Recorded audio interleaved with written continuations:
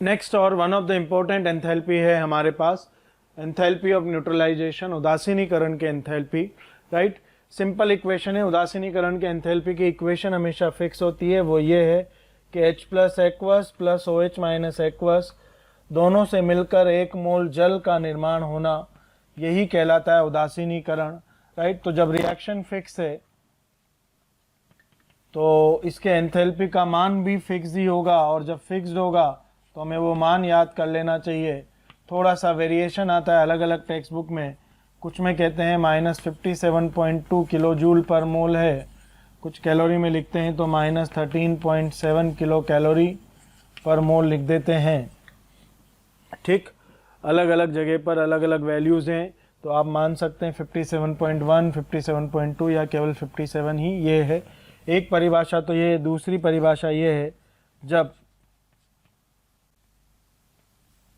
एक इक्विवेलेंट अम्ल मोस्टली प्रबल,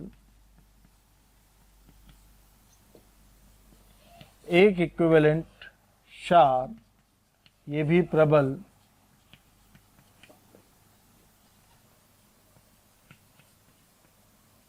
पूर्ण रूप से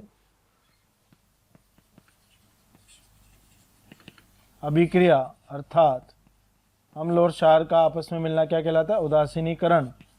अभिक्रिया अर्थात उदासीनीकृत होते हों तब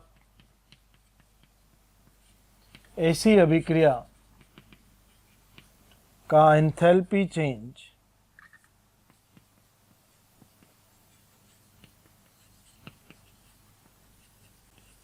क्या कहलाता है? डेल्टा H नॉट न्यूट्रलाइजेशन कहलाता है। प्रबल अम्ल होना चाहिए, प्रबल क्षार होना चाहिए और एक एक तुल्यांक होना चाहिए, राइट।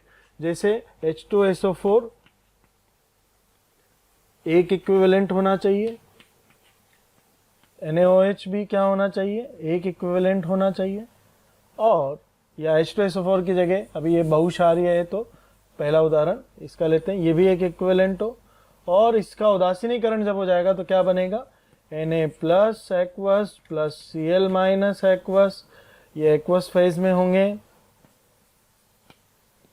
प्लस H2O द्रव, ये अभिक्रिया का डेल्टा H नॉट क्या हो जाएगा? इस अभिक्रिया का डेल H नॉट रिएक्शन बराबर क्या हो जाएगा?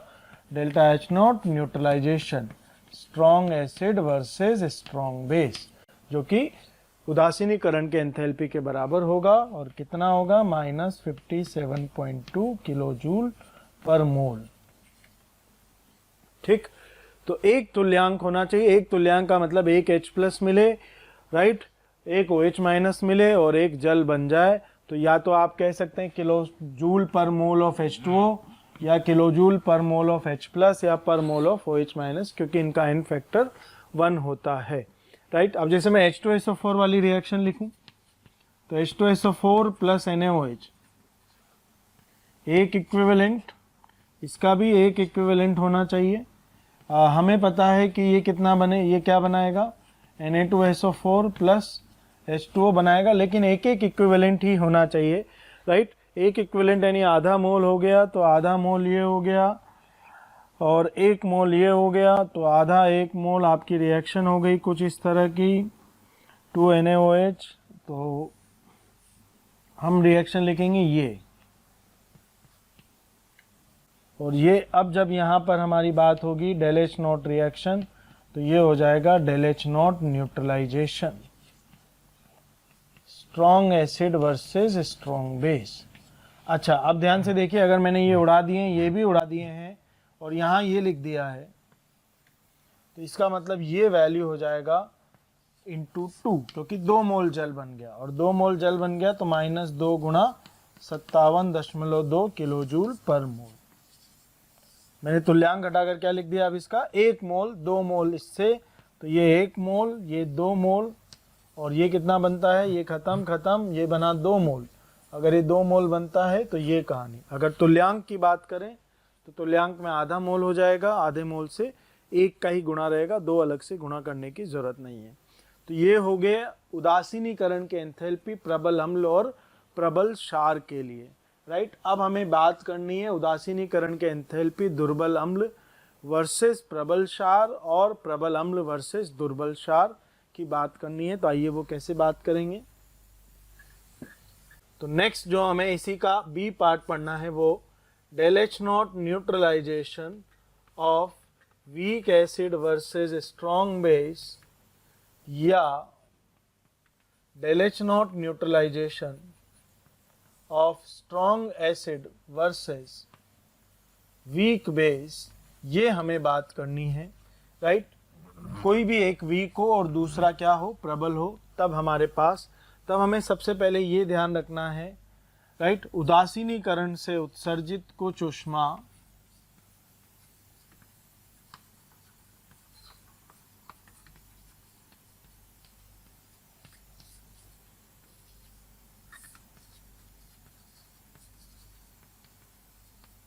उदासीनीकरण से उत्सर्जित कुछ ऊष्मा दुर्बल, चाहे वो अम्ल हो चाहे वो क्षार हो, कभी अम्ल होगा कभी क्षार होगा, दुर्बल अम्ल या क्षार के आयनीकरण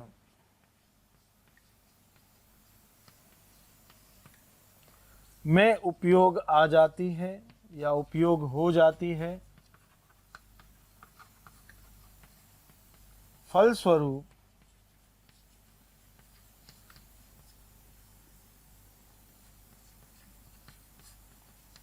दुर्बल के प्रबल के साथ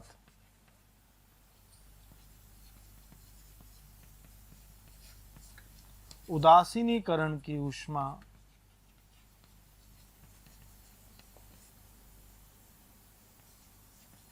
कम उत्सर्जित हो पाती है।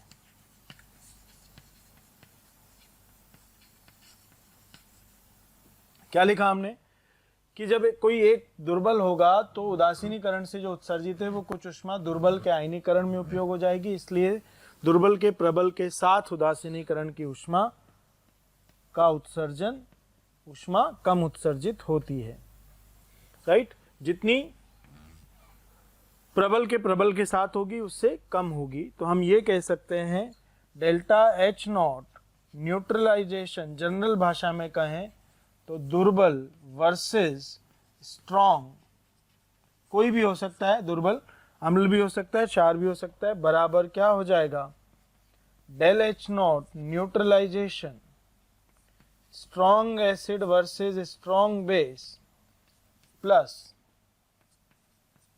Del H naught ionisation of किसका, वीक का। ये हमेशा पॉजिटिव वैल्यू आएगी, ये नेगेटिव होती है, इनफैक्ट ये वैल्यू तो आपको पता भी है, और ये आपके पास नेगेटिव आएगी लेकिन ये लेस देन होगी, इस तरह की बात। अच्छा, इसमें ज़रूरी नहीं है पूरा हमें आयनाइन करना हो, कुछ अपने आप भी आयनीकृत होता है तो हम 1 माइनस अल्फ़ा, जहाँ अल्फ़ा वियोजन की कोटि होती है, वो भी जोड़ देते हैं, राइट। अभी से समझते हैं ये कैसे आया होगा और ये इसमें कहानी क्या है। तो जब भी दुर्बल होगा तो ऊष्मा उत्सर्जित होने वाली 57.2 से कम होगी, यानी ये -50 हो सकती है, -52 हो सकती है, -45 हो सकती है, जो भी डिफरेंस है वो डिफरेंस कहाँ चला गया, आयनीकृत करने में। किसको आयनीकृत करने में, दुर्बल के आयनीकरण में काम आ जाता है। तो एक उदाहरण से इसे समझते हैं, आइए देखें कैसे। मान लीजिए मुझे CH3COOH का उदासीनीकरण करना है NaOH से। मुझे पता है CH3CO Na+ बनेगा, प्लस जल बनेगा, एक एक मोल मैंने दोनों के लिए। तो अल्फ़ा ये वियोजित था और ये 1 मोल था, तो ये पूरा ख़त्म हो गया, ये 1 माइनस अल्फ़ा, और यहाँ पर ये कितना बन गया, अल्फ़ा।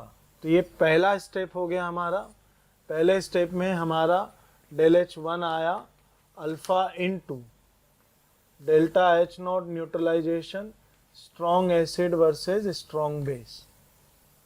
दूसरा स्टेप फिर जो उत्सर्जित ऊष्मा हुई उससे हमने अवियोजित एसिटिक अम्ल का वियोजन कर लिया तो कितना था 1 minus alpha, right.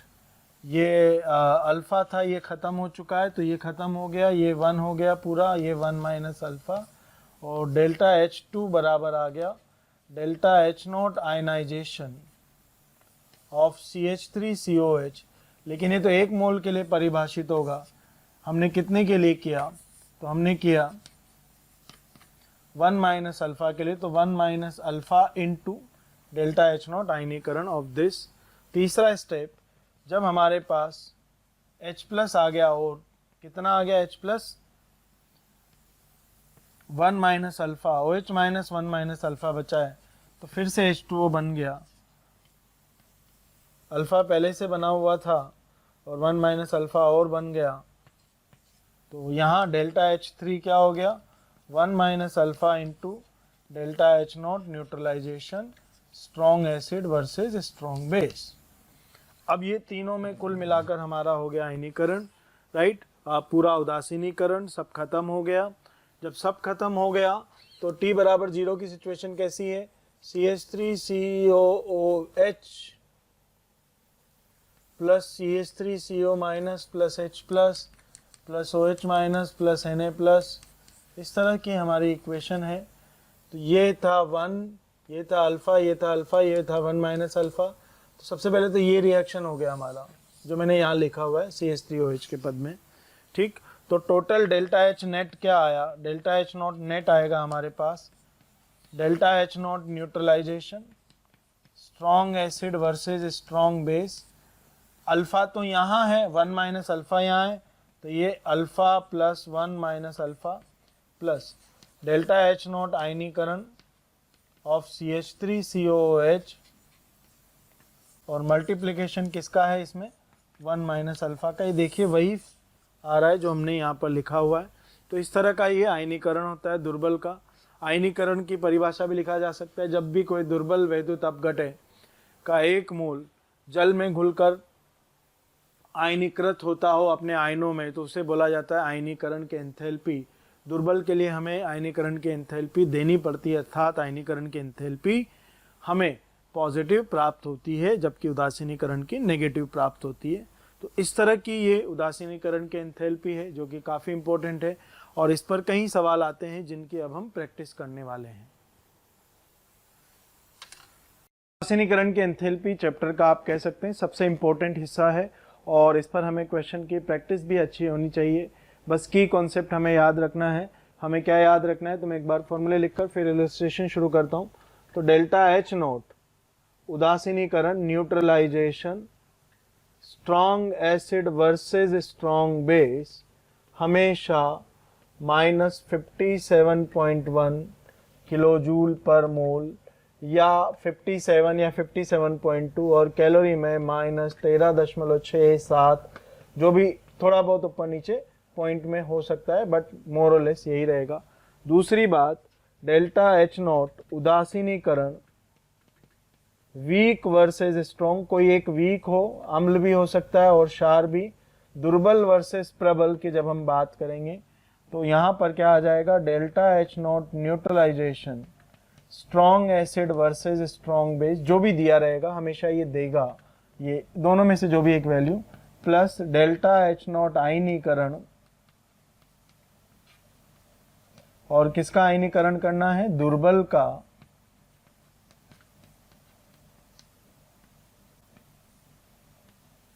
Into 1 minus alpha, right. ये हमारे पास हो जाएगा और इस तरह की बात हमें यहाँ पर करनी है।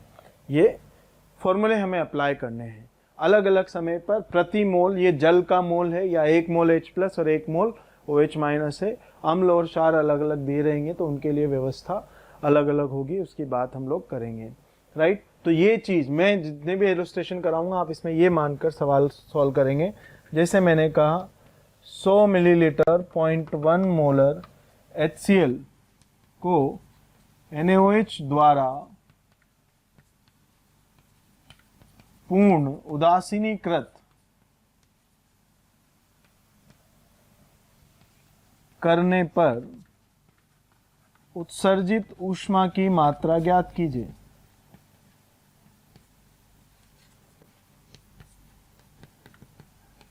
अब सवाल आप कहेंगे सर इसमें तो आपको ये पहले से पता होना चाहिए कि HCl और NaOH दोनों प्रबल होते हैं, राइट। तो HCl और NaOH पूर्ण उदासीनीकरण, तो जितना HCl है उतना ही NaOH लगा होगा, क्योंकि रिएक्शन हमें यही बताता है।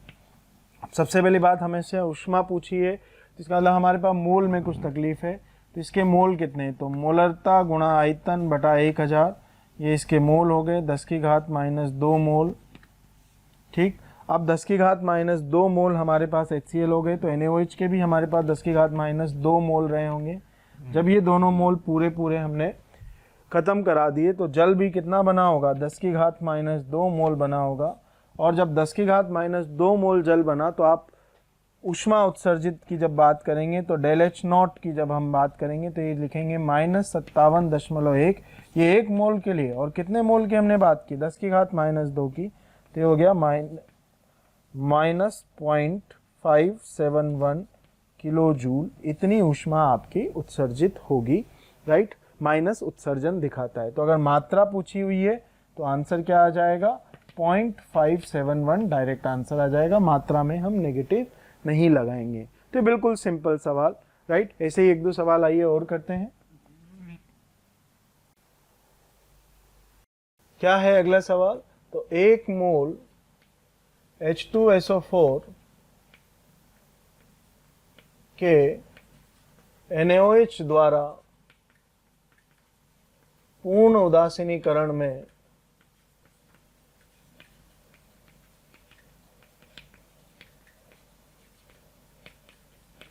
उत्सर्जित ऊष्मा की मात्रा क्या होगी। अब सवाल हमारे पास बहुत आसान सा है, पहले जैसा ही है, लैंग्वेज मैंने अब की बार छोटी लिख दी है। तो NaOH प्लस H2SO4, ये हमारी रिएक्शन हो गई पूर्ण उदासीनीकरण, यानी H2SO4 का पूर्ण उदासीनीकरण। अब जब रिएक्शन हुई तो हमारे पास ये आया, इसका मोल हमें ये दिया हुआ 1, और ये पूरी तरह खत्म होना है, तो इसका मतलब ये 2 मोल कंज्यूम होगा। और अगर ये 2 मोल कंज्यूम हुआ तो ये कितना बनेगा, 2 मोल जल बनेगा। तो कितनी ऊष्मा उत्सर्जित होगी, तो डेल्टा H नॉट बराबर क्या हो गया, 2 मोल गुणा 1 की कितनी, -57.1 किलो जूल पर मोल, और ये 2 मोल, तो मोल कैंसिल हो गया आपका। कितनी ऊष्मा आ गई, तो ये हो गया -114.2 इतना किलो जूल ऊष्मा आपकी उत्सर्जित होगी।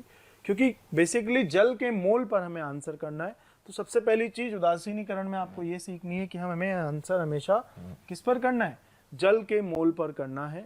इस तरह की बात हम लोग कर रहे होंगे, राइट। अब हम बात करते हैं दुर्बल वालों की, दुर्बल वालों पर कैसा सवाल आएगा, तो आइए उस पर सवाल देखते हैं।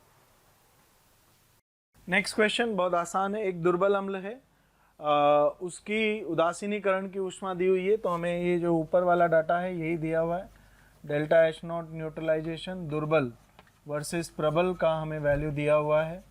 दुर्बल वर्सेस प्रबल का हमारे पास एक वैल्यू है, और ये है -55.9 किलो जूल प्रति मोल। और इस दुर्बल के आयनीकरण की ऊष्मा भी हमें दी हुई है,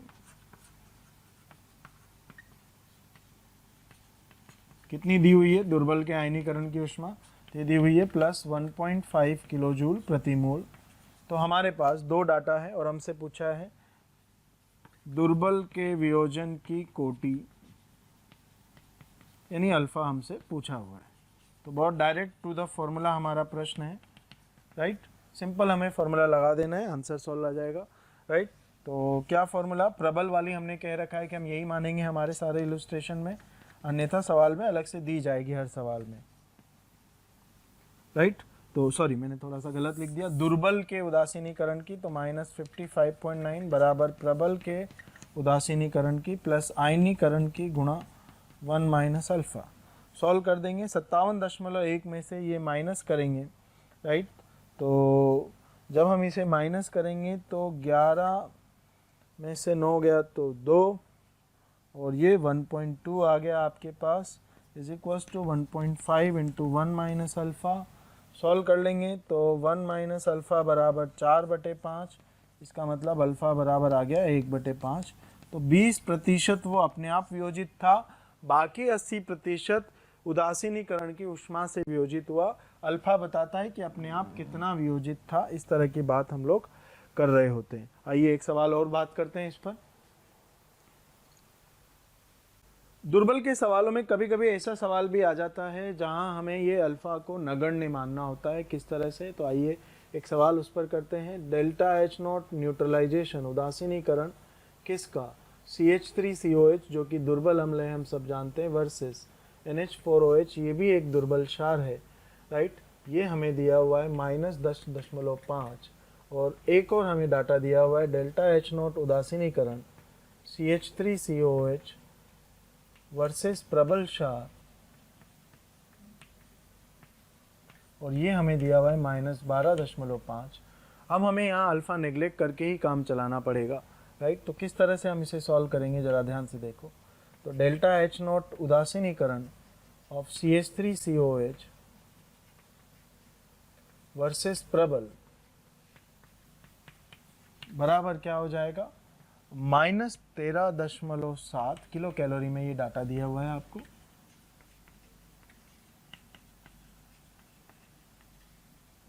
प्लस डेल्टा एच नॉट आयनीकरण ऑफ CH3COH। अच्छा, हमसे पूछा क्या है? हमसे पूछा है डेल्टा एच नॉट आयनीकरण ऑफ NH4OH। किसका पूछा है? NH4OH का आयनीकरण हमसे पूछा हुआ है। अब अगर मैं यहाँ अल्फ़ा मानूंगा 1 माइनस अल्फ़ा, तो ध्यान से देखो, जब तक मुझे अल्फ़ा नहीं पता मैं ये नहीं निकाल सकता, क्योंकि मुझे CH3COH का आयनीकरण भी नहीं पता। तो मैंने अल्फ़ा को नेग्लेक्ट कर दिया विद रिस्पेक्ट टू 1, यानी इसे केवल 1 लिखा, और यहाँ से डेल्टा एच नॉट आयनीकरण ऑफ CH3COH निकाला। कितना आ गया? ये कितना दिया हुआ है? 12.5। तो 13.7 माइनस 12.5, ये कितना आ गया? 1.2 किलो कैलोरी पर मोल। ठीक है भाई, ये तो हो गया डेल्टा एच नॉट आयनीकरण। अब दूसरी बात, हमने जब दोनों दुर्बल हैं इसका, तो इसको क्या लिखा होगा? Delta H naught neutralisation of CH3COH versus NH4OH बराबर क्या लिखूंगा? -13.7 प्लस एक तो लिखूंगा मैं डेल्टा एच नॉट आयनन, किसका? एसिटिक एसिड का, अल्फ़ा में नेग्लेक्ट करके चल रहा हूँ, प्लस दूसरा मैं लिखूंगा आयनन, किसका? NH4OH का, क्योंकि दोनों दुर्बल हैं तो दोनों का लिखना पड़ेगा। मैंने फॉर्मूला केवल एक दुर्बल मान, दोनों दुर्बल होंगे तो 2 बार आयनीकरण आएगा दोनों का। अब जरा ध्यान से देखो, ये वैल्यू हमें दिया हुआ है -10.5 बराबर -13.7 प्लस ये आयनन हमने अभी अभी निकाला 1.2 प्लस ये वैल्यू हमें पूछी है। हम यहां से ये वैल्यू सॉल्व कर सकते हैं। कितनी आ जाएगी भैया? तो ये 1.2 इधर आया तो ये हो गया 11.7, और जब हमने माइनस कर दिया तो डेल्टा एच नॉट आयनीकरण ऑफ NH4OH कितना आ गया? 2 किलो कैलोरी पर मोल, राइट। तो इस तरह से हमारे आंसर आ गए। तो मैंने इसी के साथ साथ ये दो के साथ साथ एक सूत्र और समझा दिया आपको। कौन सा? दो दुर्बल हो तो दोनों का आयनीकरण आएगा, राइट। फिर हम अल्फा को नेग्लेक्ट कर सकते हैं, क्योंकि अल्फा भी ले लेंगे तो हमारे पास दोनों का आयनीकरण, दोनों के अल्फा, 4 अननोन हो जाएंगे, उतनी समीकरण बनती नहीं है। तो हम उस समय 1 माइनस अल्फा को 1 मानकर आगे बढ़ जाएंगे, जो कि आपको पता है होता भी है, राइट। 1 माइनस अल्फा 1 मानते भी हैं जब दोनों दुर्बल होते हैं। तो ये बातें हो गई उदासीनीकरण के एंथैल्पी के बारे में, बातें हो गई, तरह तरह के मैंने सवाल करा दिए। और एक और कैटेगरी ऑफ सवाल की बात करते हैं जहाँ पर आयनीकरण के एंथैल्पी से हमें ये पता लगाना होता है कि कौन सा अम्ल कितना दुर्बल है, कौन सा क्षार कितना दुर्बल है। तो उसके बारे में हम बात कर लेते हैं। सिंपल सी कहानी, जिसके आयनन में ज़्यादा ऊर्जा खर्च हो रही है वो उतना ही ज़्यादा दुर्बल है, जिसके आयनन में कम ऊर्जा खर्च हो रही है वो उतना ही कम दुर्बल है, राइट। अगर हम आयनीकरण की ऊष्मा लिख ही नहीं रहे पीछे, इसका मतलब वो क्या है? प्रबल है। अब अगर ये ज़्यादा है तो ये वैल्यू कम हो जाएगी, ये अगर ज़्यादा है तो ये वैल्यू क्या होगी? कम हो जाएगी। उसके हिसाब से आप बात कर लेंगे। तो पहले हम हमारा फंडामेंटल डेवलप करेंगे आयनीकरण की ऊष्मा पर, फिर उसे ले जाएंगे उदासीनीकरण की ऊष्मा पर। तो आइए बात करते हैं। तो कानून हमने सिंपल लिखा। क्या लिखा? इसी में थर्ड कानून,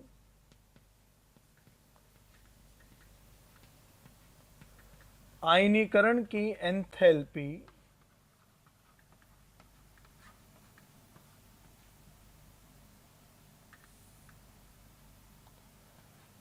जितनी उच्च होगी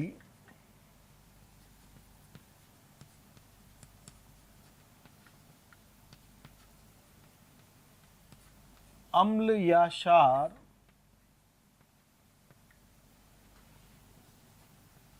उतना ही दुर्बल होगा।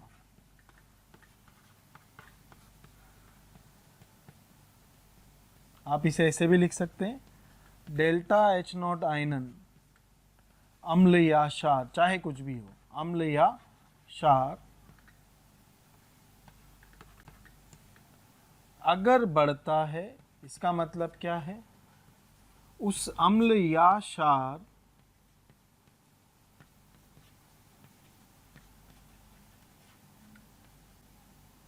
की प्रबलता घटती है,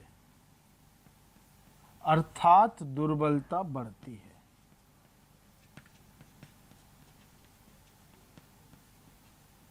यानी वो और अधिक दुर्बल यानी वीक होता जाएगा, ये आपको याद रखना है। अब हम जरा इसकी बात करें। मैं इसमें दो जगह थोड़ी देर के लिए 1 माइनस अल्फा को भूल जाता हूँ। ये अगर ज़्यादा होगा तो ये वैल्यू क्या आएगा, नेगेटिव आना है। सबसे पहली बात, मोड में बात करें, मोड में अगर बात करें तो -13 में से एक वैल्यू घटानी है। एक बार मान लीजिए 3 घटाया और एक बार 2 घटाया। जब 3 घटाया तो -10 बचा और 2 घटाया तो -11 बचा। -10 और -11 में कौन बढ़ा, तो -10 बढ़ा। -10 जब बढ़ा था तो ये 3 था, और जब -11 आया तो ये 2 था। 3 वाला दुर्बल कि 2 वाला दुर्बल, जवाब आता है 3 वाला दुर्बल। जब 3 घटाया तो आया -10 यानी बड़ा आया। जब 2 घटाया तो जब आया -11 यानी फिर से क्या आया, छोटा आया। तो हम ये कह देते हैं डेल्टा एच नोट न्यूट्रलाइजेशन दुर्बल वर्सेस प्रबल,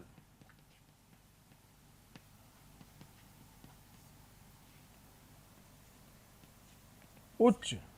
अगर ये उच्च है तो इसका मतलब क्या है, वह अम्ल या क्षार। थैंक यू बच्चों, आप सब लोग हमारे वीडियोस देख रहे हैं। आप अगर इन वीडियोस के थ्रू एनरोलमेंट चाहते हैं तो डिस्क्रिप्शन में दिए हुए लिंक पर क्लिक करके अपना एनरोलमेंट सुनिश्चित कर सकते हैं। बहुत सारे बच्चे ऐसे भी हैं जिन्हें वीडियोस के साथ साथ डाउट सॉल्विंग और मॉड्यूल वगैरह भी रिक्वायरमेंट होते हैं, तो वो आप अपने प्रीमियम कोर्स को ज्वाइन करके जो कि डिस्क्रिप्शन में दिया हुआ है उसको ज्वाइन करके वहाँ एनरोलमेंट करके पा सकते हैं। अधिक दुर्बल, जितना ये उच्च होगा उतना ये दुर्बल हो जाएगा। ध्यान दीजिए ये नेगेटिव के साथ है, विद चिन्ह है ये, राइट। -10 बड़ा ले रहा हूं मैं किससे, -11 से, राइट। -10 और -11 को कंपेयर करते हुए 11 बड़ा मत बोल देना, -10 ही बड़ा बोलना है। -10 बड़ा बोलोगे तभी यहाँ से सही आंसर आएगा, नहीं तो आयनीकरण से कैलकुलेट करना हमेशा, राइट। आयनीकरण से हमेशा आसान होता है, ज़्यादा अच्छे से हम लोग सॉल्व कर पाते हैं। तो एक सवाल करते हैं इस पर, फिर बात करेंगे। हमारे सवाल में 4 दुर्बल अम्ल हैं। एक है अम्ल ए, चारों अम्ल हैं, मैं नहीं पता कौन दुर्बल है कौन प्रबल है, मैंने तो डायरेक्ट कह दिया कि 4 अम्ल हैं, अम्ल ए, बी, सी और डी। इन सब का उदासीनीकरण प्रबल क्षार से हमने कराया।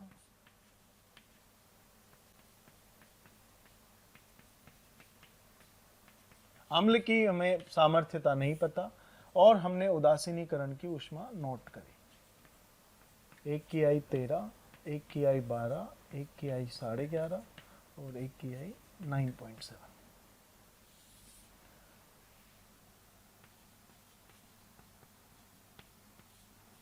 सबसे दुर्बल अम्ल,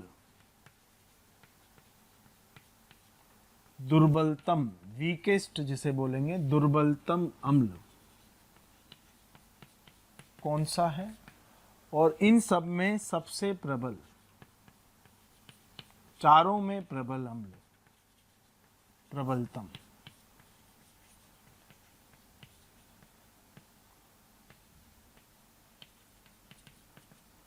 या हम कहें सामर्थ्यता का क्रम, अम्लीय सामर्थ्यता का क्रम।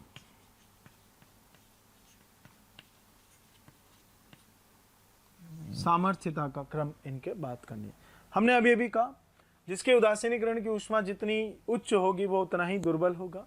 तो उच्च सबसे ज़्यादा ये उच्चतम है, माइनस के साथ ही देखना था, और ये न्यूनतम है,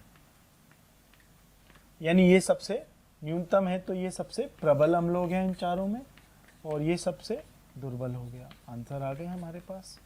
तो दुर्बलतम अम्ल कौन सा हो गया? डी। प्रबलतम कौन सा हो गया? ए। अच्छा, क्रम की बात करें तो ए सबसे प्रबल है, फिर बी है, फिर सी है, और फिर डी है। इस तरह से अगर आपको इस पर नहीं समझ में आता तो क्या करेंगे? आयनीकरण की ऊष्मा निकाल लेंगे। कैसे निकालेंगे जरा ध्यान से देखो, थोड़ी देर के लिए आपको यहाँ से समझ में नहीं आ रहा। आयनीकरण की ऊष्मा तो 13.7 में से घटा दो, डेल्टा H0 आयनन 0.7, 1.7, 13.7 में से घटाया तो 2 और 2.2, और ये हो गया 0, 4। तो जिसके आयनीकरण की ऊष्मा सबसे अधिक वो सबसे दुर्बल, तो ये भी यहाँ पर आ रहा है, उससे भी आंसर निकाल सकते हो। तो चाहे जिससे आंसर निकालो, इस तरह के सवाल हमें हमेशा देखने को मिलते हैं, और आप डायरेक्टली इन दो फंडामेंटल पर आंसर निकाल सकते हो। ये हमारा उदासीनीकरण के एंथैल्पी के बारे में सारी कहानी पूरी हुई, राइट। अब चैप्टर में बहुत थोड़ा कुछ बात करने को बाकी है। एक छोटी सी ऊर्जा जो हमें निर्माण या संभवन या दहन के साथ पढ़ लेनी चाहिए थी, लेकिन समहाउ मिस हो गई। तो बात करते हैं अनुनादी ऊर्जा। अनुनादी ऊर्जा और रेजोनेंस एनर्जी हम वहाँ पर बात करते हैं जब हमारे दिए गए यौगिक में, जो भी हमारा यौगिक है उसमें अनुनाद पाया जाता हो। और जब आप अनुनाद होते हैं तो हमें दो चीज़ें हमारे पास है। एक तो होता है हमारे पास अनुनादी संकर रेजोनेंस हाइब्रिड, अनुनाद संकर भी बोलते हैं इसे, रेजोनेंस हाइब्रिड, जो कि वास्तव में कोई संरचना नहीं होती, लेकिन जो संरचना हम कागज पर बनाते हैं वास्तव में पाई जाती है, लेकिन हम इसे कागज पर नहीं बना सकते। और एक दूसरा होता है अनुनादी संरचना, रेजोनेटिंग स्ट्रक्चर, जो हम कागज पर बनाते हैं। हम ये बोलते हैं कि वास्तविक संरचना इन रेजोनेटिंग अनुनादी संरचनाओं के बीच में कहीं है, और जो बीच वाली संरचना है उसे हम क्या कहते हैं? हाइब्रिड। तो एक यौगिक की एक से अधिक केवल एक हाइब्रिड हो सकता है, राइट। और अनुनादी संरचनाएं कई सारी हो सकती हैं, सबका स्थायित्व अलग अलग हो सकता है। तो रेजोनेंस एनर्जी क्या होता है? रेजोनेंस एनर्जी होता है ऊर्जा स्तर में सारी अनुनादी संरचनाओं का ऊर्जा स्तर अनुनादी संकर के ऊर्जा स्तर से अधिक होता है। यानी जो भी संरचनाएं हम कागज पर बनाते हैं उनका एनर्जी लेवल, उनका ऊर्जा स्तर जो वास्तव में संरचनाएं उन सबसे अधिक, उससे अधिक होता है सभी का। अब उनमें किसी का ज़्यादा होता है, किसी का कम होता है, तो हम बोलते हैं सर्वाधिक स्थायी अनुनादी संरचना, सर्वाधिक अस्थायी अनुनादी संरचना, इस तरह की बात करते हैं। लेकिन इन सभी अनुनादी संरचनाओं से अधिक स्थायित्व किसका होता है? अनुनादी संकर का, जिसे हम कागज पर नहीं ड्रॉ करते हैं, राइट। यानी इसका ऊर्जा स्तर सबसे कम होता है और इन सब का सबसे ज़्यादा होता है। तो रेजोनेंस एनर्जी RE से हम यूजुअली लिख देते हैं, RE बराबर क्या होता है? होना तो ये चाहिए अनुनादी संकर का ऊर्जा स्तर माइनस सर्वाधिक स्थायी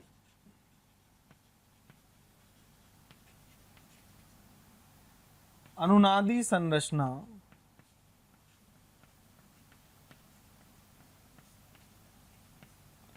का ऊर्जा स्तर। ये टेक्निकली ये फॉर्मूला होता है, यानी ये परिभाषा है बेसिकली। परंतु जब हम इसे कागज पर बना ही नहीं सकते तो इसका ऊर्जा स्तर कैसे निकालेंगे? यानी ये तो बस लिखने और पढ़ने वाली बात हो गई, वास्तव में ये काम नहीं आएगी, राइट। तो सबसे पहली बात तो जब संकर की ऊर्जा स्तर में से संरचना का माइनस करेंगे, इसका ऊर्जा स्तर न्यूनतम होता है, इसका सर्वाधिक स्थायी वाली का भी अधिकतम होगा। इसका मतलब रेजोनेंस एनर्जी हमेशा नेगेटिव बताई जाती है। RE का मान हमेशा क्या लिखेंगे हम लोग? नेगेटिव लिखेंगे, राइट। रेजोनेंस एनर्जी हमेशा ऋणात्मक साइन के साथ बताई जाती है। क्यों बताई जाती है? जैसे बेंजीन की बात करें तो भाई ये एक बेंजीन का केकुले स्ट्रक्चर आ गया। अब यहां से रेजोनेंस हुआ तो हमने क्या बेंजीन बनाया, ये, ठीक है, या ये बनाया हमने, गोला बना दिया। तो ये क्या हुआ, ये हुआ रेजोनेंस। स्थायित्वता बढ़ी, हाँ बढ़ी, तो डेल्टा एच क्या होगा, तो डेल्टा एच नॉट रिएक्शन क्या होगा, ऊर्जा उत्सर्जन होगा। स्थायित्व बढ़ा ना तो ऊर्जा लेवल घटा होगा। ऊर्जा उत्सर्जन हुआ होगा तो किसके बराबर हुआ होगा भाई, हुआ तो और कुछ भी नहीं, केवल अनुनाद हुआ। तो हम इसे लिखते हैं माइनस आर ई। क्या लिखते हैं, कितनी ऊर्जा उत्सर्जित हुई, यानी इतनी ऊर्जा से ये और अधिक स्थायी हो गया, ये हम बात करते हैं। अब कैलकुलेट कैसे करेंगे इसे, तो इसको कैलकुलेशन की बात करते हैं। आइए, अनुनादी ऊर्जा की गणना या तो हम संभवन के एंथैल्पी से करते हैं या हम दहन के एंथैल्पी से करते हैं। जब आपको संभवन के एंथैल्पी से गणना करनी हो तो ये होती है संभवन की एंथैल्पी यानी F प्रायोगिक माइनस F सैद्धांतिक। अब ये क्या है समझिए भैया, सैद्धांतिक यानी जब भी मैं बेंजीन बनाऊंगा वो बनेगी यही, थ्योरेटिकली फॉर्मेशन जब करूंगा तो वो तो ऑटोमेटिकली, प्रैक्टिकली जब मैं बना रहा हूँ तो ऑटोमेटिकली यहाँ से ये काम तो अपने आप होगा। तो प्रायोगिक के निर्माण के समय और सैद्धांतिक के निर्माण के समय, यानी जब मैं कैलकुलेशन में बनाऊंगा तो मेरा कैलकुलेशन यहीं तक रुक जाएगा।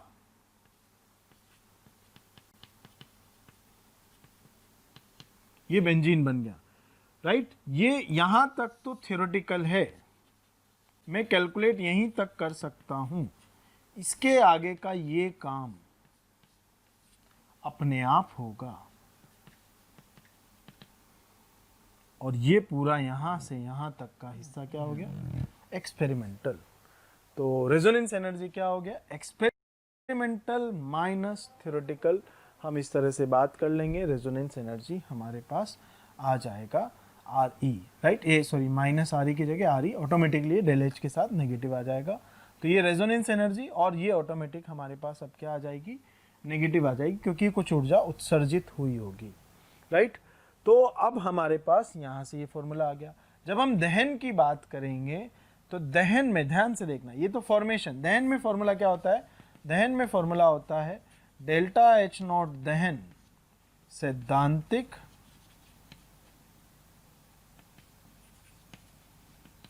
माइनस डेल्टा एच नॉट दहन प्रायोगिक। अब दहन में उल्टा क्यों है, जरा ध्यान से देखिए। जब मैं दहन कराऊंगा तो मैं जब दहन करा रहा हूं, O2 के साथ कोई दहन हो गया आपके पास, 6CO2 गैस बन गया, 3H2O द्रव बन गया, ये आपका दहन हो गया, राइट। कागज पर जब मैं दहन कराऊंगा तो वही फिर से इक्वेशन आ जाएगी और एक इक्वेशन हमारे पास ये आ जाएगी इस तरह की, राइट। तो ये रेजोनेंस स्टेबलाइजेशन, ये और ये इस तरह की बात होगी, राइट। जब मैं कागज पर दहन कराऊंगा तो मैं ये कराऊंगा, लेकिन यहाँ से यहाँ ये माइनस ऑफ रेजोनेंस एनर्जी और ये प्रायोगिक दहन होगा, राइट। तो प्रायोगिक और ये इस तरह की बात, और जब यहाँ पर मैं माइनस रेजोनेंस एनर्जी करूँगा तो रेजोनेंस को उधर ले जाऊँगा, तो सैद्धांतिक माइनस प्रायोगिक, ये फॉर्मूला। तो आपको ये फॉर्मूले अच्छे से याद रखने हैं। ये फॉर्मेशन के समय मैंने दिखाया और ये फॉर्मेशन के समय और ये दहन के समय।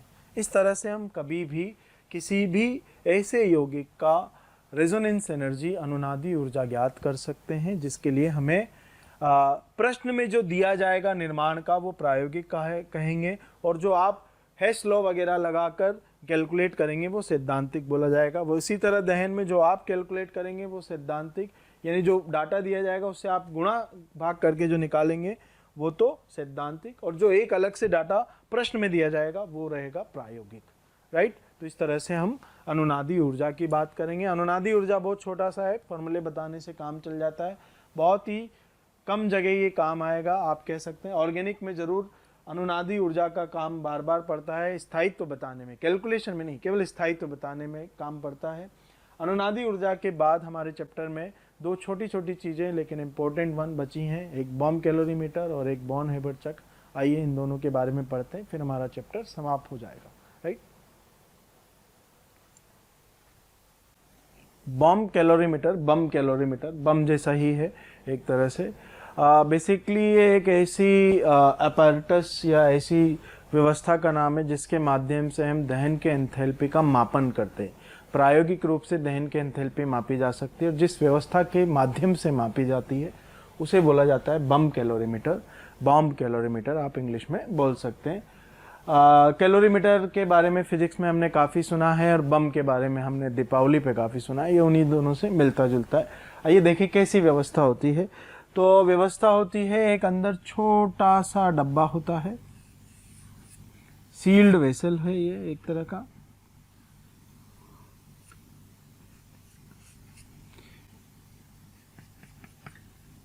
इसमें ऑक्सीजन गैस भरा हुआ रहता है। राइट, इस छोटे से डब्बे को एक बड़े डब्बे में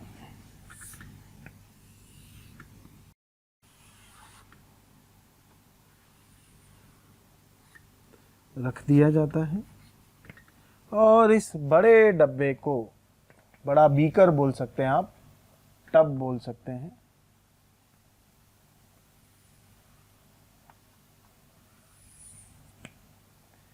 एक चार दीवारी में बंद कर दिया जाता है।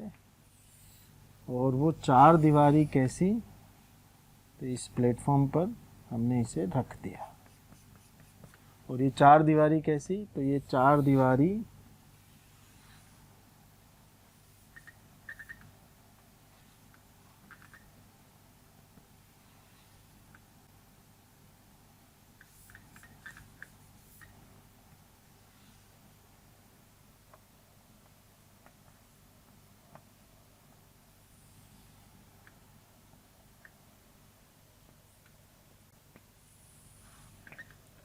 जिसमें हमने थर्मल इंसुलेशन कर दिया है।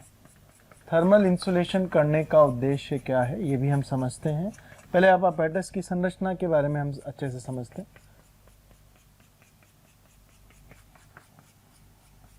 ये थर्मल इंसुलेशन हो गया, एक बड़ा बीकर है, उसके अंदर एक सील्ड वेसल है, यहाँ हमने ढक्कन बंद किया हुआ है, अंदर ऑक्सीजन गैस है, उच्च दाब पर है यानी इसकी मात्रा आधिक्य में है, कोई तकलीफ नहीं है।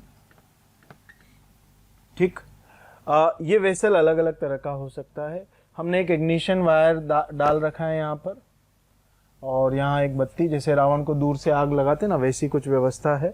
राइट, अंदर कोई ना कोई हमने जिसका दहन कराना है, दहन योग्य पदार्थ जिसका हमें दहन कराना है, वो एक हाइड्रोकार्बन भी हो सकता है। राइट, उसका द्रव्यमान हमें ज्ञात है, ज्ञात द्रव्यमान। ठीक, दहन योग्य पदार्थ है जिसका द्रव्यमान हमें ज्ञात है। बाहर, अब बड़ा डब्बा क्यों लगा है आपके मन में, सबके मन में सवाल है। तो हमने क्या किया है, इसको पानी में डुबो कर रखा हुआ है, ढक्कन बंद है। राइट, आप कह सकते हैं कि बराबर लेवल तक हमने यहाँ पानी भरा हुआ है।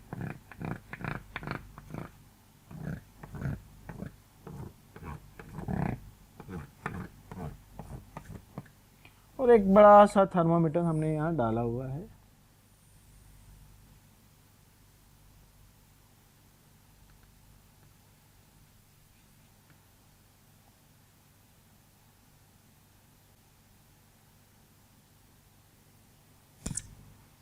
सॉरी, ठीक, इस तरह का ये हमने थर्मामीटर है। इसमें रीडिंग वीडिंग है जो हम बाहर से देख लेंगे, लंबा चौड़ा थर्मामीटर है। जो हम घर में नापते हैं बहुत छोटा होता है, लेबोरेटरी में काफ़ी बड़ा थर्मामीटर होता है। तो व्यवस्था समझिए। सबसे पहले एक छोटा सा बर्तन है जिसका ढक्कन बंद है, ढक्कन बंद है, कभी ढक्कन बंद हो जाता है कभी नहीं। इसे हम कैलोरीमीटर या बम कैलोरीमीटर व्यवस्था कहते हैं। बाहर से इसे इंसुलेशन कर दिया, तो इस पूरी व्यवस्था को हम बम कैलोरीमीटर कहते हैं। ठीक, बम फोड़ने जैसे हम इग्निशन लगाते हैं बारूद के से, यहाँ स्पार्क होता है, स्पार्क होता है तो इसका दहन होने लग जाता है, और जैसे इसका दहन होने लग जाता है तो ऊष्मा उत्सर्जित होती है। जो ऊष्मा उत्सर्जित होगी वो ऊष्मा इस पूरे डब्बे का, बाहर के पानी का सबका ताप बढ़ाएगी। क्या करेगी? सबका ताप बढ़ाएगी। ये डब्बा मैं फिर से बोल रहा हूँ अलग अलग तरह का हो सकता है, इसके बारे में मैं बाद में आऊँगा। तो मान लीजिए हमने किसी दहन योग्य पदार्थ, किसी हाइड्रोकार्बन का, मान लीजिए मीथेन ही है या इथेन ही है या बेंजीन है, कोई भी हाइड्रोकार्बन है, ग्लूकोज है, उसका कोई एक द्रव्यमान रखा होगा, लेट जस्ट से m हमने इसका द्रव्यमान रखा अंदर। ऑक्सीजन आधिक्य में थी, इग्निशन, बत्ती जला दी, बत्ती जला के आग लगा दी। दहन में आग नहीं लगती है, लेकिन मैं उस भाषा में बात कर रहा हूँ। इसका दहन होने लग गया। जब दहन हो गया तो हमने पढ़ा था दहन के एंथैल्पी के समय कि दहन के एंथैल्पी हमेशा नेगेटिव होती है, अर्थात दहन के दौरान हमेशा ऊष्मा उत्सर्जित होती है। तो ऊष्मा उत्सर्जित हो रही है, ऊष्मा उत्सर्जित होगी तो इस पानी का और इस डब्बे का तापमान बढ़ाएगी, जो हमारे थर्मामीटर में रिकॉर्ड हो जाएगा। तो हमारे इस प्रयोग में एक ऑब्जर्वेशन आएगा, प्रेक्षण क्या आएगा? तो प्रेक्षण हमारे पास क्या होगा? ताप में वृद्धि। केवल एक प्रेक्षण है, क्या है? ताप में वृद्धि। मैंने कह दिया ताप में वृद्धि पूरे प्रक्रम के दौरान डेल्टा टी हुई है। हमने पहले ही कह दिया है ऑक्सीजन आधिक्य में, यानी जितना भी द्रव्यमान हमने पदार्थ का रखा वो सारा दहन हो जाएगा। ताप में वृद्धि। अब हमें ऊष्माधारिता दी रहती है, कभी कभी तो ऊष्माधारिता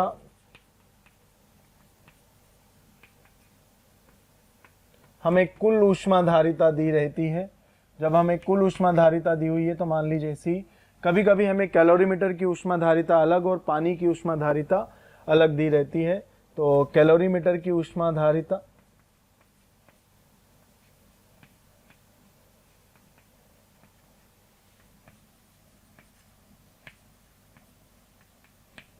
मान लीजिए सी कैलोरी लिख दिया मैंने, और पानी की ऊष्माधारिता, कैलोरीमीटर की कुल ऊष्माधारिता, ये भी टोटल में ही आती है, पानी की ऊष्माधारिता, और ये विशिष्ट ऊष्माधारिता होती है। ऐसे परिस्थिति में हमें पानी का द्रव्यमान भी पता होना चाहिए। तो हम जानते ही हैं specific heat of water SH2 हमने इसे लिख दिया, राइट। द्रव्यमान हमें पता है m है, राइट। तो उत्सर्जित ऊष्मा की मात्रा,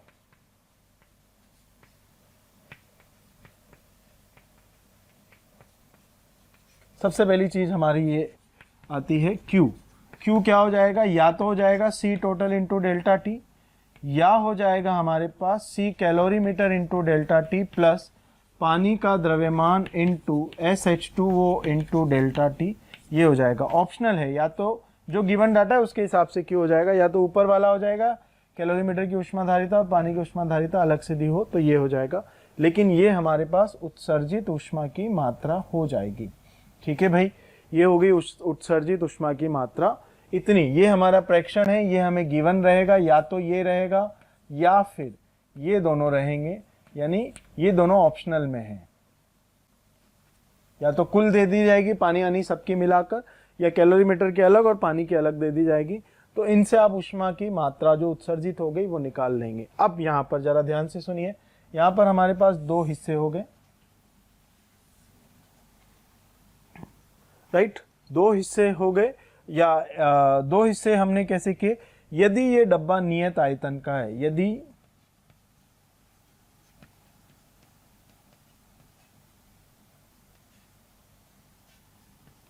कैलोरीमीटर नियत आयतन का है, यानी यहां इसका ढक्कन फिक्स है, नियत आयतन है, कैलोरीमीटर नियत आयतन का है, तो उत्सर्जित ऊष्मा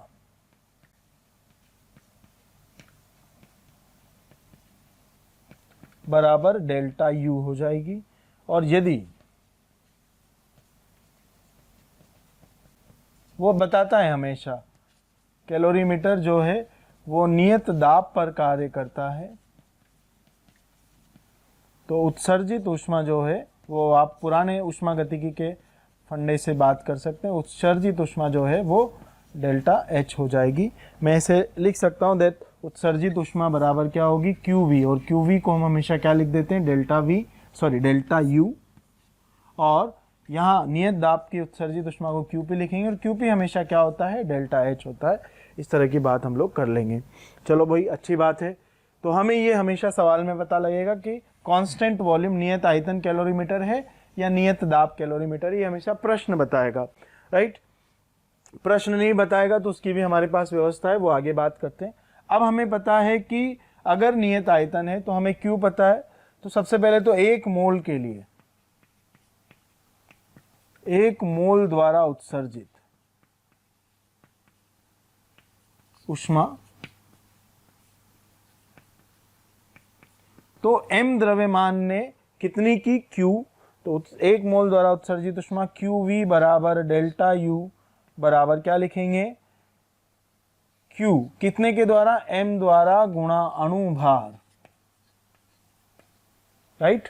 क्या आ जाएगा हमारे पास, Q का वैल्यू लिख देंगे, या तो ये लिखेंगे या 1a या 1b, दो इक्वेशन, एक इक्वेशन दो अलग अलग पार्ट हो गए, राइट। Q का वैल्यू हमारे पास है, और यहां पर क्या आ जाएगा, QP बराबर डेल्टा H पर मोल में, डेल्टा H पर मोल में क्या आ जाएगा, Q बटा फिर से M गुणा अणुभार। प्यारे बच्चों, अगर आपको हमारे वीडियोस पसंद आ रहे हैं तो आप इन्हें लाइक करें और शेयर करें। शेयर करने से ये वीडियोस ज़रूरतमंद बच्चों तक पहुंच पाएंगे। और अंत में मैं ये कहना चाहता हूं कि आप अगर इसी तरह से लाइक और शेयर करते रहे, राइट, तो हमारी मोशन की पूरी टीम मोटिवेटेड रहेगी, ताकि हम और बेहतर से बेहतर वीडियोज़ और कंटेंट आप लोगों तक पहुँचा सकें, राइट। तो ये हमारे पास डेल्टा H आ जाएगा, या हमारे पास डेल्टा U आ जाएगा।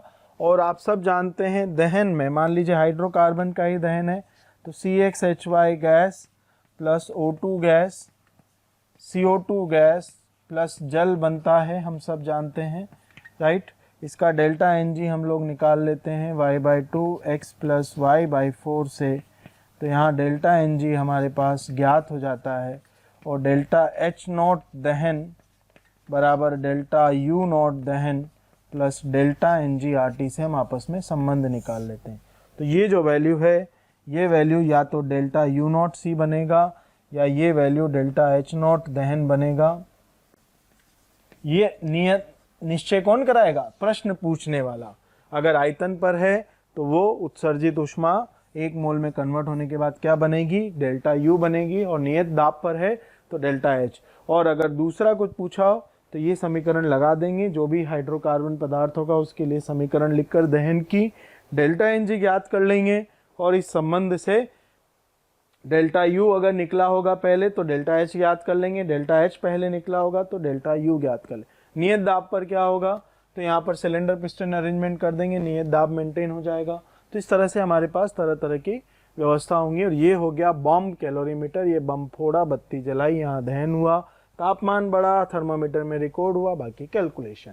तो वेरी सिंपल, कोई तकलीफ नहीं है, बिल्कुल आसानी से ये सवाल हैंडल किया जा सकता है बम कैलोरीमीटर में। बस तकलीफ इतनी सी है कि प्रश्न पूछने वाला हमें ये बता दे कि नियत आयतन है या नियत दाब है, राइट। वो हमेशा हमें ये बताते हैं कि constant volume calorimeter, constant pressure calorimeter. कुछ नहीं बताए, अगर कुछ भी नहीं बताए तो हमें कांस्टेंट वॉल्यूम कैलोरीमीटर लेकर कर लेना है। बट मैं कहता हूँ वो हमेशा आपको कोई ना कोई हिंट जरूर देंगे, जिससे आपको पता लगेगा कि कैलोरीमीटर नियत दाब पर कार्य कर रहा है या नियत आयतन पर।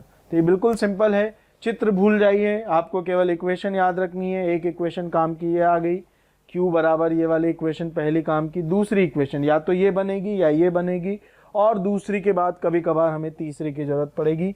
तो ये इक्वेशन डेल्टा U0 C, ये मैं कह देता हूँ 2 पार्ट है, और डेल्टा H0 C ये कह देता हूँ 2 पार्ट भी, दोनों में से क्योंकि एक ही बनेगी एक बार में, यहाँ भी दोनों में से एक बार में एक ही बनेगी, और 2 मिल गई तो तीसरी ऑटोमेटिकली आप निकाल सकते हैं। इसके लिए समीकरण लिखनी पड़ेगी। तो बहुत अच्छा सेक्शन है, जेईई एडवांस में अभी रिसेंटली पिछले 2-3 सालों में सवाल भी आए हैं, इंपॉर्टेंट है और बहुत आसान है, राइट। तो ऊष्मा रसायन में ये हिस्सा हम कवर करते हैं, और बहुत आसान ईजी स्कोरिंग मार्क्स हैं, आप इस पर ट्राई कर सकते हैं। आइए एक सवाल देखते हैं। एक आसान सवाल है, एन ऑक्सीजन नियत दाब पर ऑक्सीजन के कैलोरीमीटर में फ्रक्टोज, जो ग्लूकोज का पार्ट होता है, फ्रक्टोज, 1 ग्राम फ्रक्टोज का दहन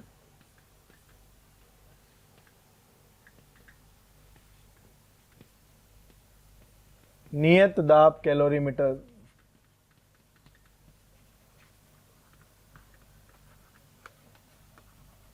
जिसकी कुल ऊष्माधारिता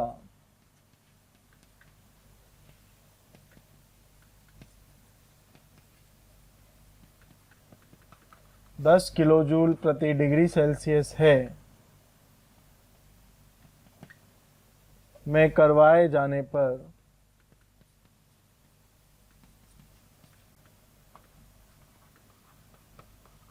कैलोरीमीटर का ताप 1.5 डिग्री सेल्सियस से बढ़ता है, तब फ्रक्टोज के दहन की एंथैल्पी ज्ञात कीजिए।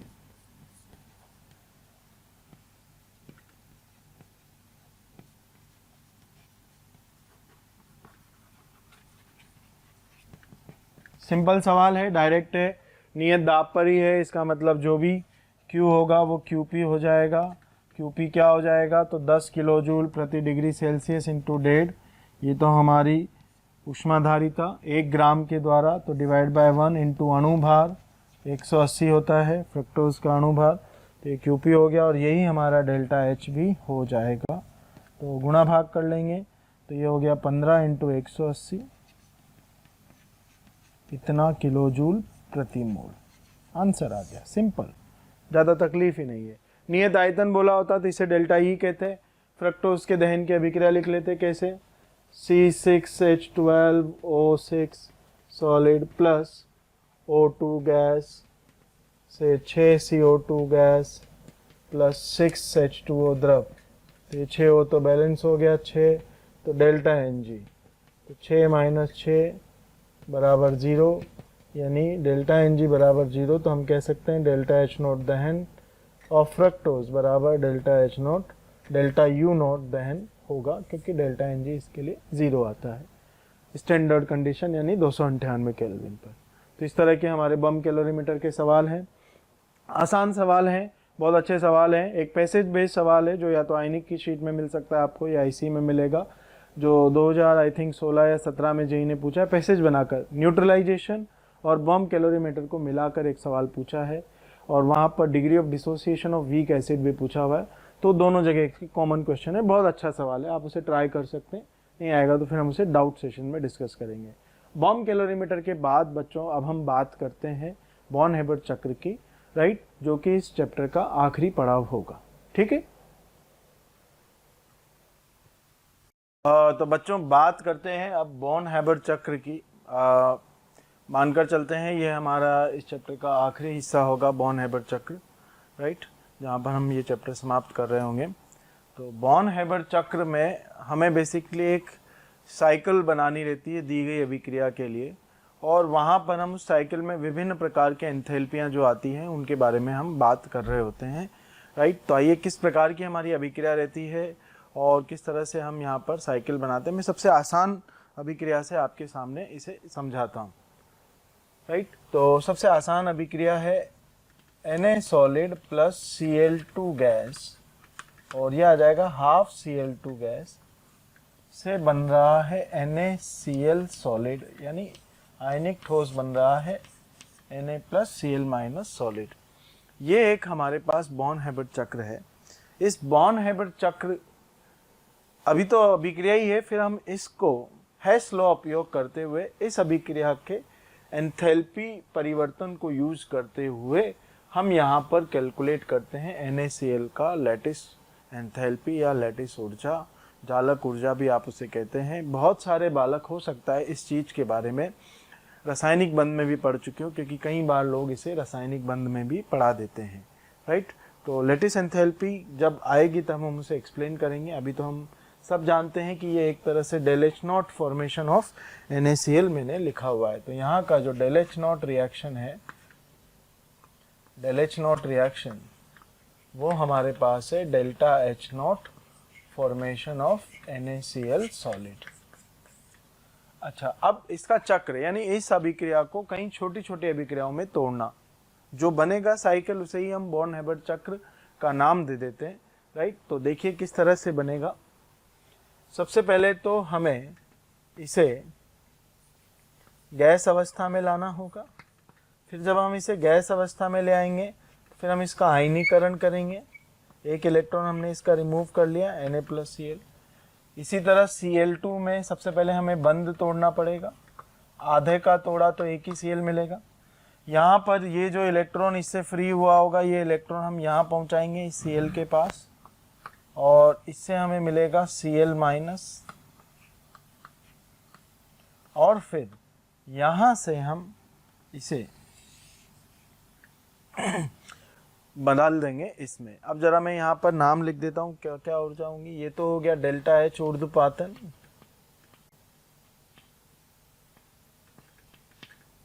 ये इसके आयनीकरण की ऊर्जा, तो हमने इसे आयनन ऊर्जा ही लिख दिया, या आप इसे लिख सकते हैं डेल H नॉट आयनीकरण।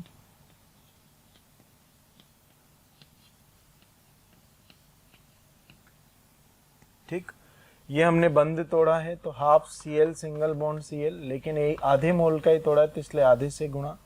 ये इलेक्ट्रॉन गेन एंथैल्पी हो गया, तो यहाँ का डेल्टा H हो गया delta H electron gain Eg electron gain, और ये यहाँ पर जालक ऊर्जा जिसके बारे में हमें बात करनी है। तो जालक ऊर्जा के बारे में तो हम अभी थोड़ी देर में बात करेंगे। सबसे पहले तो हम ये समझते हैं कि ये जो चक्र बनाया हमने, इसी को हम कहते हैं बॉन हेबर चक्र। क्या कहा जाता है इसे? बॉन हेबर चक्र इसे कहा जाता है। सबसे बॉन हेबर चक्र के माध्यम से हमें मुख्यतः किसके बारे में बात करनी है? जालक ऊर्जा के, क्योंकि बाकी सब एंथैल्पी हम पहले पढ़ चुके हैं, राइट। तो एक बार बच्चों चक्र देख लीजिए, फिर हम बात करेंगे किसके बारे में? जालक ऊर्जा के बारे में। जब हम जालक ऊर्जा की बात करते हैं तो परिभाषित कैसे होती है इसे समझें, और यहाँ पर हमें क्या लिखना है, प्लस लिखना है, माइनस लिखना है, उसके बारे में समझने के लिए हम अलग से डिफाइन करते हैं जालक ऊर्जा। Lattice energy. तो लैटिस एनर्जी डिफाइन होती है जब किसी आयनिक ठोस के एक सूत्रीय इकाई को ठोस अवस्था से वियोजित करते हुए गैसीय आयन बनाए जाएं, तो जो भी ऊर्जा आवश्यक है उसी ऊर्जा को हम जालक ऊर्जा कहते हैं, राइट। तो क्या लिख रहे हैं? जब किसी आयनिक ठोस, आयनिक क्रिस्टलीय ठोस बोलता हूं मैं,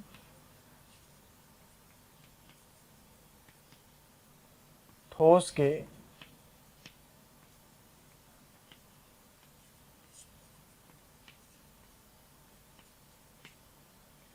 एक सूत्रीय इकाई की जगह लिखना चाहिए एक मोल सूत्रीय इकाई रखने वाले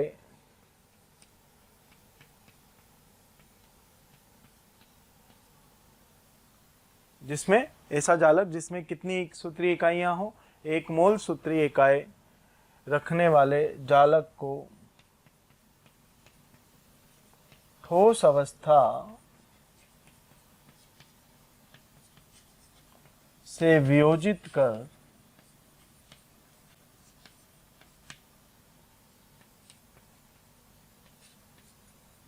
गैसीय आयन में परिवर्तित करने के लिए आवश्यक ऊर्जा, या गैसीय आयनों की बात करें क्योंकि धनायन और ऋणायन दोनों आवश्यक होंगे, गैसीय आयनों में परिवर्तित करने के लिए आवश्यक ऊर्जा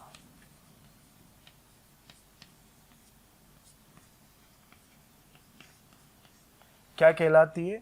उस आयनिक ठोस या उस आयनिक लवण, आयनिक क्रिस्टलीय लवण की जालक ऊर्जा कहलाती है। जैसे अब हमने कैसे परिभाषित किया, इसे थोड़ा उल्टा तरीके से हमने परिभाषित किया, जैसा हमने यहाँ लिखा हुआ है वैसा नहीं। NaCl की सूत्रीय इकाई Na और Cl हो जाएगा। NaCl ठोस से Na प्लस गैस और Cl माइनस गैस में जो भी ऊर्जा हमारे पास यहाँ उत्सर्जित हुई, इस प्रोसेस का जो भी डेल H नॉट रिएक्शन हुआ उसी को कहते हैं NaCl ठोस की जालक ऊर्जा। क्या कहा जाता है उसे? NaCl ठोस की जालक ऊर्जा। कहने का मतलब ये है, मैं यहाँ पर ये नहीं लिखूंगा, ये लिखूंगा del H naught lattice energy, और ये बराबर किसके हो जाएगा? माइनस ऑफ जालक ऊर्जा के बराबर हो जाएगा, या डेल H नॉट लैटिस, और कंफ्यूजन ना हो इसलिए मैंने ऊर्जा हटा दिया। तो डेल H नॉट लैटिस बराबर किसके हो गया? Minus of lattice energy. तो ध्यान देना, जालक ऊर्जा सदैव पॉजिटिव आएगी। क्योंकि तोड़ने वियोजित करने के लिए आवश्यक ऊर्जा यानी ऊर्जा हमें आवश्यक है, तो डेल एच हमेशा ऐसे का पॉजिटिव आएगा। अब हम चक्र जब भी बनाएंगे तो लवण का निर्माण होगा, उसके जालक का निर्माण होगा, अर्थात लैटिस एनर्जी का माइनस हमें लिखना होगा। तो डेल एच नॉट जालक क्या हो जाएगा, माइनस ऑफ जालक ऊर्जा। और मैं कुछ यहाँ पर छोटी बातें करूँ, राइट, जो आपको पहले से पता है वो ये, तो del H naught electron gain enthalpy भी आपको पता है रफली किसके बराबर होती है, इलेक्ट्रॉन बंधुता के बराबर होती है। लेकिन ये ऊर्जा उत्सर्जित होती है तो हम कहेंगे माइनस ऑफ इलेक्ट्रॉन बंधुता के बराबर होती है। इस तरह की बात हम लोग यहाँ पर डिफाइन कर रहे होंगे, राइट। आयनीकरण की ऊष्मा ये तो पॉजिटिव है ही, ऊर्ध्वपातन भी हमेशा पॉजिटिव होगा, ये भी हमेशा पॉजिटिव होगा, राइट। तो ये दो आपके पास यहाँ ऋणात्मक वैल्यूज होंगी और इस तरह से आपको जालक का निर्माण करना रहता है। जब भी आपको सवाल पूछेगा इस तरह का, तो सवाल कैसे आएगा, आपको ये जानकारी दे दी, ये सारी जानकारियाँ दे दी और ये जालक ऊर्जा आपसे पूछ ली, राइट। या कभी कभी जालक ऊर्जा दे के निर्माण के एंथैल्पी आपसे पूछ ली, तो हमेशा आपको ऐसा साइकिल सेटअप करना है और फिर जालक ऊर्जा या निर्माण के एंथैल्पी जो आपसे पूछी है उसका जवाब आपको देना है, राइट। तो आइए एक सिंपल सा जालक ऊर्जा की परिभाषा अगर हमें समझ में आती है अच्छे से एक बार देखकर, तो फिर हम एक सिंपल सा एक डाटा लेकर इसके लिए एक सवाल बनाकर सॉल्व करते हैं और आंसर निकालने की कोशिश करते हैं कि किस तरह से हेस का नियम यहाँ पर हम अप्लाई करेंगे, राइट। तो मैं डाटा लिखता हूँ यहाँ पर, तो इसी सवाल के करस्पॉन्डिंग डाटा लिख रहा हूँ, जरा ध्यान से देखना। Del H naught formation of NaCl हमें दिया हुआ है -410 kilojoule per mole. Electron affinity of chlorine दिया हुआ है हमें 365 kilojoule per mole. Delta H naught ऊर्ध्वपातन ऑफ सोडियम सॉलिड हमें दिया हुआ है 315 kilojoule per mole. Delta H naught आयनीकरण ऑफ सोडियम गैस हमें दिया हुआ है 495 किलोजूल पर मोल। और Cl सिंगल बॉन्ड Cl का बंध एंथैल्पी दिया हुआ है 240 किलोजूल पर मोल, राइट। और NaCl की जालक ऊर्जा हमें बतानी है। जब आप हेस का नियम लगाते हैं तो क्या इक्वेशन बनती है, इक्वेशन बनती है कुछ ऐसी, तो delta H naught formation of ionic लवण जो कि हमारे पास NaCl है बराबर ऊर्ध्वपातन मेटल का, तो डेल्टा एच नॉट ऊर्ध्वपातन of Na solid plus delta H naught आयनीकरण ऑफ Na गैस। अब ये बन गया Na प्लस। Cl2 पर चलते हैं, राइट। तो आधा गुणा bond enthalpy of Cl single bond Cl, फिर हम लिखते हैं माइनस इलेक्ट्रॉन बंधुता electron affinity of Cl gas, और फिर हम लिखते हैं माइनस लैटिस एनर्जी। इस तरह से हम लोग यहाँ पर ये सारी चीज़ें लिख रहे होंगे। ज़रा वैल्यू लिखते हैं, तो ये आ रहा है -410 बराबर ऊर्ध्वपातन जो कि हमेशा पॉजिटिव होना है, ये दिया हुआ है 315, इसका आयनीकरण दिया हुआ है 495, Cl बंद ऊर्जा दी हुई है 240, तो आधा गुणा करना है हमें, आधा गुणा 240।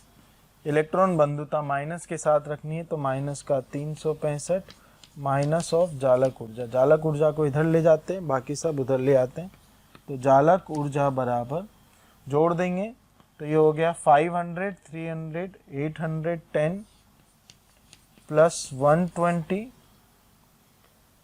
Plus 410 minus 365। सॉल्व कर देंगे, आंसर आ जाएगा। तो 800 और 400 1200 1220, राइट, 1340 माइनस 365 जब आप करेंगे तो ये आ जाएगा 25 और माइनस करना है, तो 975 किलो जूल पर मोल आपके पास जालक ऊर्जा आ जाएगी किसकी, NaCl की। यानी यहाँ क्या आना था, -975 आपके पास आना था। ये सबसे सिंपल जालक की हमने बात करी है। इसमें कुछ टिपिकल जालक भी बनाए जा सकते हैं, उनके लिए चक्र थोड़ा सा लंबा हो जाएगा। जैसे यहाँ प्लस की जगह 2 प्लस आ रहा हो तो प्रथम आयनीकरण, द्वितीय आयनीकरण, बंध एकल की जगह द्विबंध हो तो द्विबंध की बंध ऊर्जा, माइनस में भी 2 आ रहा हो तो इलेक्ट्रॉन गेन एंथैल्पी प्रथम, देन इलेक्ट्रॉन गेन एंथैल्पी द्वितीय। इस तरह से हमारे पास चक्र बढ़ाया जा सकता है तरह तरह का आयनिक लवण देकर। तो आइए एक और चक्र हम यहाँ पर लें, थोड़ा सा वो बड़ा होगा, उसके लिए चक्र बनाना मुश्किल होगा, और ये सब वैल्यूज लिखकर फिर हम फाइनली सॉल्व कर रहे होंगे। मैं आपको चक्र नहीं दे रहा हूँ, जरा ध्यान से देखिए, मैं वैल्यूज आपको दे रहा हूँ। क्या क्या वैल्यूज मैंने दी, delta H0 formation of RbCl solid, ये मैंने दिया आपको -105 किलो कैलोरी पर मोल। फिर मैंने दिया डेल्टा H0 ऊर्ध्वपातन किसका, रुबिडियम सॉलिड का, ये दिया मैंने आपको 20.5। फिर मैंने दिया Cl सिंगल बॉन्ड Cl का, ये दिया मैंने 57, सब किलो कैलोरी पर मोल में मैं आपको दे रहा हूँ।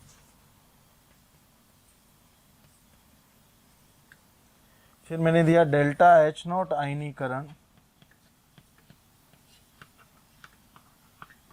रुबिडियम गैस का आयनीकरण हमने किया, ये दिया मैंने 96 किलो कैलोरी पर मोल। फिर मैंने दिया lattice energy of RbCl solid, ये मैंने दिया आपको 159.5। एक चीज़ मैंने जो आपको नहीं दी वो मैंने आपसे पूछी, electron affinity of Cl gas, ये आपको बतानी है, ये कितनी होगी। वही बॉर्न हेबर्ट चक्र का सवाल है, सिंपल क्वेश्चन है, आप चक्र बनाएंगे तो ऑटोमेटिकली आपको आइडिया लग जाएगा। तो सबसे पहले फॉर्मेशन, जब फॉर्मेशन की बात होगी तो ये RbCl सॉलिड, यहाँ हो गया Rb solid plus half Cl2 gas. अब हमें वही चक्र बनाते चलना है, तो ये half into Cl single bond Cl, तो ये आ गया Cl गैस, यहाँ आ जाएगा Cl minus gas, electron affinity, minus of electron affinity क्योंकि यहाँ उत्सर्जन होता है। सबसे पहले Rb गैस, तो ये ऊर्ध्वपातन, डेल्टा H0 ऊर्ध्वपातन ऑफ Rb गैस।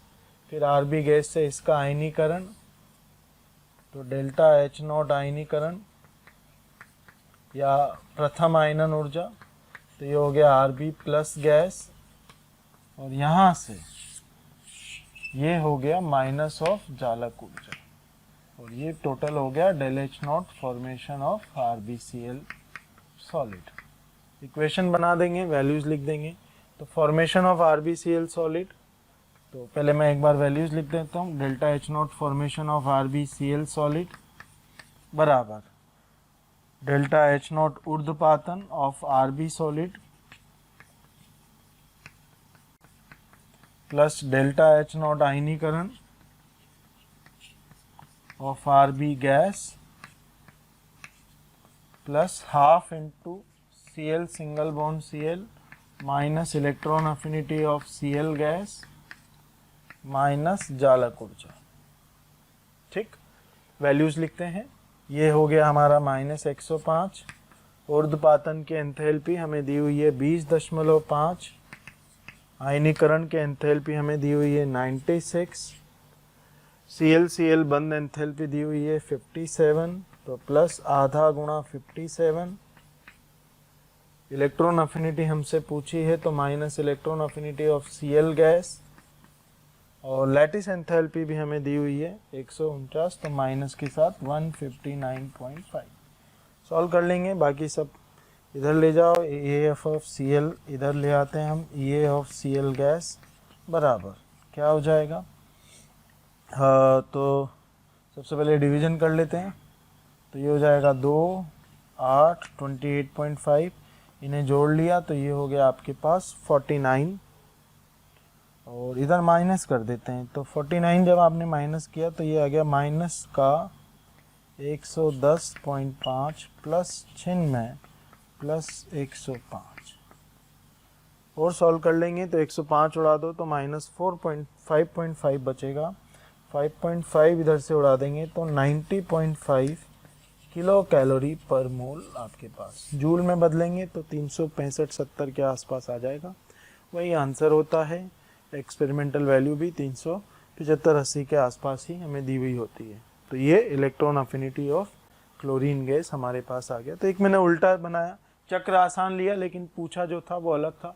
चक्र मुश्किल होगा तो किस तरह से बनेगा आइए उसकी भी बात कर लेते हैं। नेक्स्ट क्वेश्चन बॉन हेबर चक्र पर बच्चों थोड़ा सा मुश्किल प्रश्न है लेकिन हम इसे आसानी से कर सकते हैं।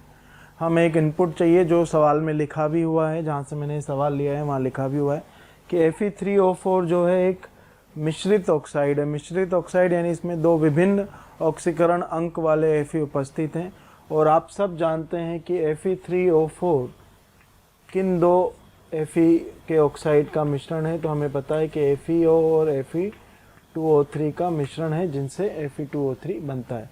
तो FeO जो है ये +2 ऑक्सीकरण अवस्था वाला है और Fe2O3 में Fe की ऑक्सीकरण अवस्था +3 है। यानी बेसिकली यहाँ पर इस Fe3O4 के 3 Fe में से +2 वाले Fe और +3 वाले Fe की संख्याएं 1 और 2 हैं। तो अनुपात आप बोल सकते हैं 1:2 है। अब जब हमें ये जानकारी पता है तो ये सवाल बहुत अपने आप में इसका चक्र काफ़ी मुश्किल हो जाता है। तो ज़रा देखते हैं इसका एक बार चक्र बनाते हैं कैसा बनेगा। तो सबसे पहले तो आप ऊपर रिएक्शन लिखते हैं Fe solid plus O2 gas से मिलेगा Fe3O4 सॉलिड। रिएक्शन संतुलित करेंगे तो 3Fe और 2O2 इस तरह की कहानी हमें मिल रही होगी। अब ज़रा ध्यान से देखो 3 Fe हैं, एक को जाना है +2 में और 2 को जाना है +3 में। तो ज़रा ध्यान से देखो, सबसे पहले तो हमें सबको +1 में ले जाना है तो 3 गुणा IE1 तो ये हो गया 3Fe + 1। फिर हमें तीनों को ही +2 में ले जाना है तो IE सेकेंड तो ये हो गए 3Fe + 2 वाले। अब इन 3 में से एक को तो एज इट इज़ रह देना है और एक को हमें बदल देना है। सॉरी मेरे से थोड़ी सी गलती हो गई है। पहले हमें इसे Fe गैस में बदलना है तो मैं यहाँ लिख देता हूँ Fe गैस, राइट। और फिर ये प्रोसेस शुरू होगा तो ये हो जाएगा +3 गैस में ये चले आ रहे हैं सब, लेकिन हमने 2 ही बदला तो 2 गुणा IE3 ऑफ Fe और एक ऐसा का ऐसा रह गया। तो अब जब हमने ये दिया तो 2 तो ऐसे बदल गए और एक एज इट इज़ हमें मिल गया। ठीक है भाई, यही हमारी आवश्यकता थी इस तरह से। तो देखिए ये टिपिकल थोड़ा सा हो गया। एक स्टेप मैंने यहाँ छोटे से दिखाया, मैं पहले भूल गया था, सॉल्व करते समय याद आया। अब हमें यहाँ बंद तोड़ना है तो बंद ऊर्जा हमें दी हुई है लेकिन 2 अणु दिए हुए हैं तो 2 × epsilon O double bond O तो हमारे पास 4 O गैस रूप में आ गए। ठीक, अब O में भी हमें -2 चाहिए तो ज़रा यहाँ गौर करो इलेक्ट्रॉन अफिनिटी। तो इन चारों O में पहले मैंने O- किया तो 4O- गैस तो 4 × EA1 या EA first of O and then फिर 4 × O2- गैस और यहाँ क्या लगा 4 × EA सेकेंड। ठीक, और जब EA यूज़ करते हैं तो हम माइनस के साथ यूज़ करते हैं तो माइनस और माइनस, और अब ये सब मिलकर इधर चले जाएंगे तो हम लिख देंगे लैटिस एंथैल्पी। क्या लिख देंगे? Lattice enthalpy. ज़रा ध्यान से देखो, अब बड़ा चक्र बना। इक्वेशन क्या बनेगी? तो del H naught formation of Fe3O4 solid बराबर क्या हो जाएगा? सबसे पहले तो 3 गुणा डेल्टा H नॉट ऊर्ध्वपातन ऑफ Fe सॉलिड प्लस 3 गुणा IE फर्स्ट प्लस 3 गुणा IE सेकेंड। ये सब किसके हैं? Fe के।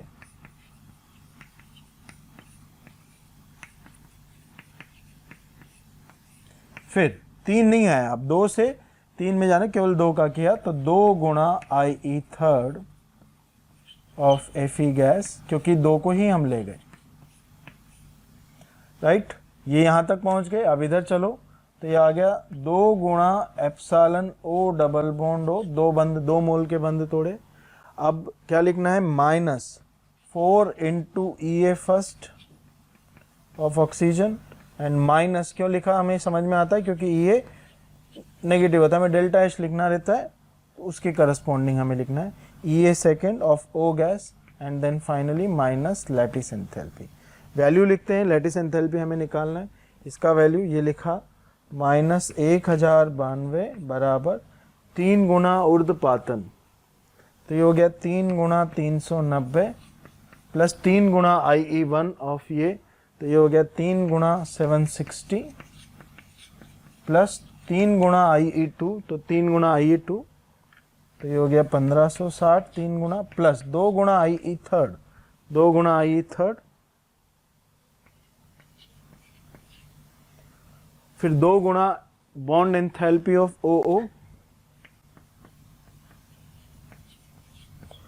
माइनस 4 गुणा EA फर्स्ट, EA फर्स्ट हमें लिखा हुआ है O का, ये 844 माइनस करेंगे तो -4 गुणा 844 और -4 गुणा EA सेकेंड, जो कि अपने आप में नेगेटिव लिखा है।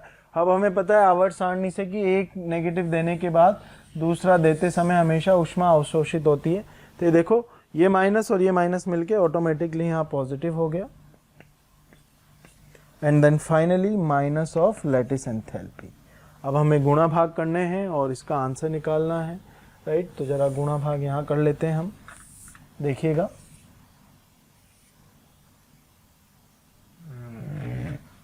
ठीक, तो लैटिस एंथैल्पी एक तरफ ले आया मैं, बाकी सबको एक तरफ। सबसे पहले तो मैं मल्टीप्लाई जब कर रहा हूँ तो मैंने सबसे पहले इन तीनों को जोड़ लिया, फिर एक साथ 3 से multiply. So this is 1000, 2500, 2620 and 90। So this is 2710 into 3। Then इसे मैंने डायरेक्टली मल्टीप्लाई कर दिया, तो ये हो गया 5920। इसे भी मैंने डायरेक्ट मल्टीप्लाई कर दिया, तो 800 एंड 180 और से, तो 980, तो प्लस प्लस का 980। अब मैंने माइनस वाले लिए, एक प्लस वाला और बचा है, 140, 14 इंटू 4, राइट। तो 560 और 4 इंटू 2 8, तो 560 प्लस का 568 प्लस का। अब माइनस वाला लिखता हूँ, सॉरी, एक 1092 इधर से आकर प्लस का हो गया, माइनस वाला केवल मेरे पास एक वैल्यू रहेगा ये, राइट। तो दिस इज -3200, मैं इसे थोड़ा फैला देता हूँ, एंड देन -160 और 176, इस तरह से। तो अब ज़रा एक बार सबको जोड़ लेते हैं, तो काफ़ी लंबी वैल्यूज़ हो गई हैं हमारे पास। यहाँ से जब इसे 3 टाइम्स करेंगे तो that is 30 and this is 1 2, so this is 8130 5920। इन सबको मैं एक साथ कर लेता हूँ, तो this is 14 24 and 140 and 90, so that will be 230. So this is 230, that is 10 15 and 9 24 to 26 and 30 में 80 किया तो 2710 and